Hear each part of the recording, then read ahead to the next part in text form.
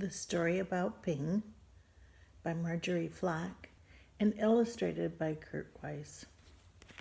This book was written Ava, Amelia, Max, Gavin, and Trip about in 1933. And here it starts. Once upon a time, there was a beautiful young duck named Ping. Can you see Ping? Which one do you think is Ping? Would it be that little yellow one? I think so. I think that's Ping. Ping lived with his mother and his father and his 2 sisters and 3 brothers and 11 aunts and 7 uncles and 42 cousins.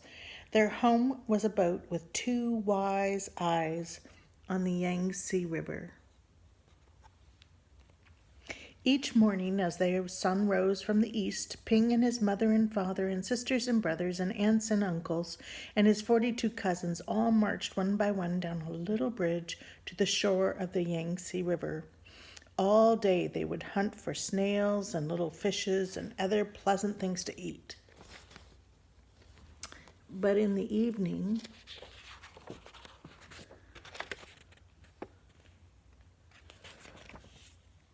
the sun set in the west. La la la lay would call the master of the boat, and quickly Ping and his many family would come scurrying quickly as they would march, one by one, up over the little bridge and onto the wise-eyed boat, which was their home on the Yangtze River. Ping was always careful, very, very careful, not to be last, because the last duck to cross the bridge always got a spank on his back. See, ooh, I wouldn't want to be the last one. But one afternoon, as the shadows grew long, Ping did not hear the call. Because at that moment, Ping was wrong side up, trying to catch the little fish. By the time Ping was right side up, his mother and his fathers and his aunts were already marching one by one up over the bridge.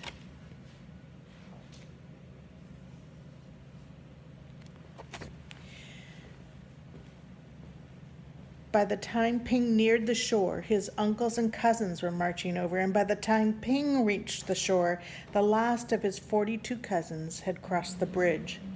And Ping knew he would be the last, the very last duck, if he crossed the bridge. Ping did not want to be spanked. I can't blame him. So he hid. And this is often what you and I do when we don't want things to be known. We hide them. Ping hid behind the grasses, and as the dark came and the pale moon shone in the sky, Ping watched the wide-eyed boat slowly sail away down the Yangtze River. All night long, Ping slept under the grasses on the bank of the river.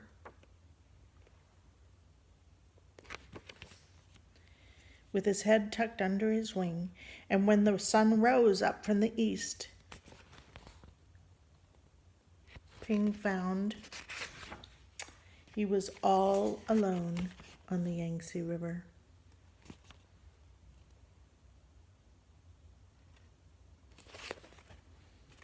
There were no father, mother, no sisters or brothers, no aunts or uncles, and no 42 cousins to go swimming with Ping. So Ping started out to find them, swimming down the yellow waters of the Yangtze River.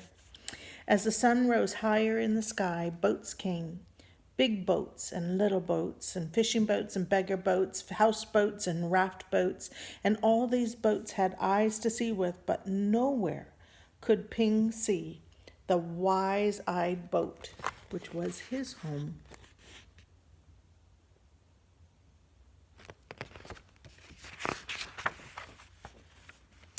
Then came a boat, a strange boat, full of dark fishing birds. Ping saw them diving for the fish for their master. As each bird brought a fish to the master, he would give it a little piece of fish for pay. Closer and closer swooped the fishing birds to Ping.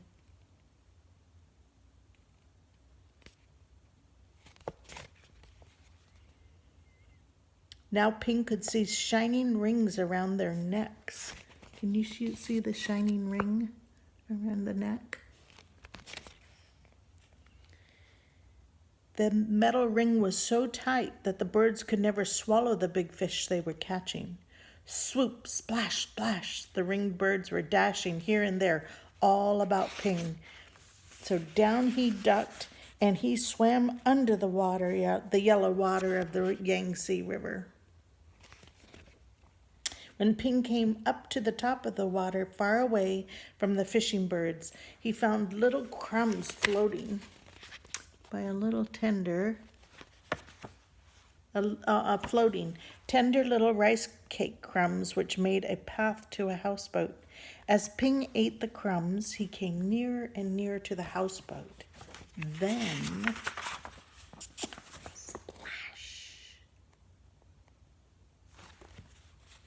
There in the water was a little boy with a barrel on his back, which was tied to a rope from the boat, just as all the boys on the Yangtze Rivers are tied to their boats.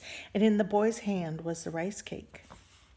"Oh!" cried the little boy, and up dashed Ping and snatched the rice cake.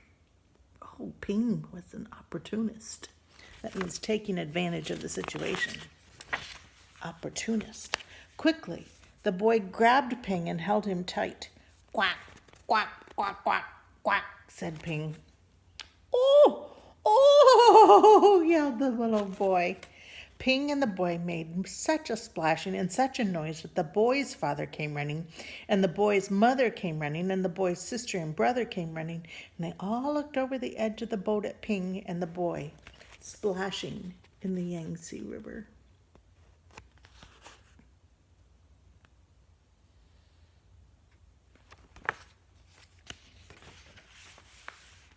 Then the boy's father and mother pulled up the rope which was tied to the barrel at the little boy's back, and they pulled up the boy and Ping. They're pulling hard. And the boy onto the houseboat. "Ah, a duck dinner has come to us," said the boy's father. "I will cook him with rice at sunset tonight," said the mother. "No, my nice duck. He's too beautiful to eat," cried the boy. But down came the basket all over Ping. And he could no more see the boy or the boat or the sky or the beautiful yellow river of the Yangtze River. All day long, Ping could only see thin lines of sun which shone through the cracks in the basket, and Ping was very sad.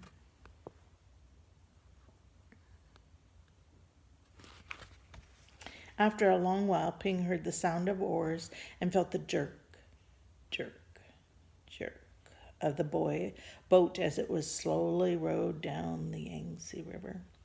Soon the lines of sunshine which came through the cracks of the basket turned rose color, and Ping knew the sun was setting in the west, and Ping heard footsteps coming close to him.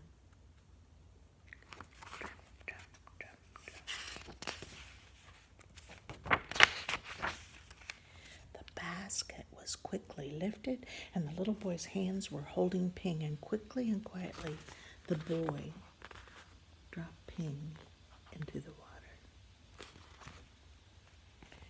Over the side of the boat went Ping, and Ping slipped into the water, the beautiful yellow water of the Yangtze River. Then Ping heard this call, "La la la la lay, la la la la lay." And Ping looked, and there, near the bank of the river, was his wide-eyed boat.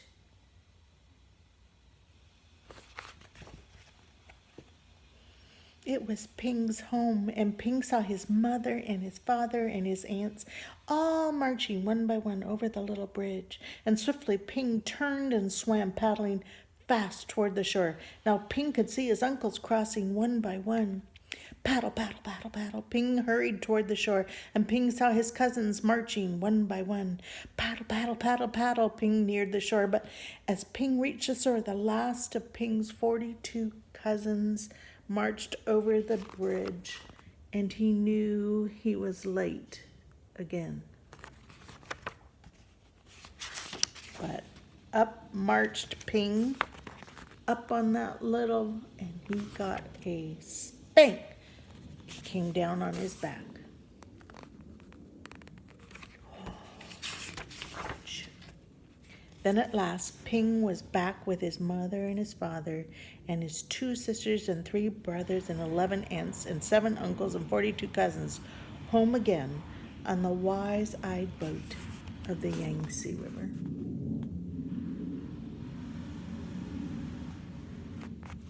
And that's the end of the story about Ping. Have a sweet night's sleep. Love each other, hug each other, and know that I'm thinking about you. When I look at the moon and the moon looks at you, I'm seeing you too. God bless the moon and God bless me. Love you guys. Bye.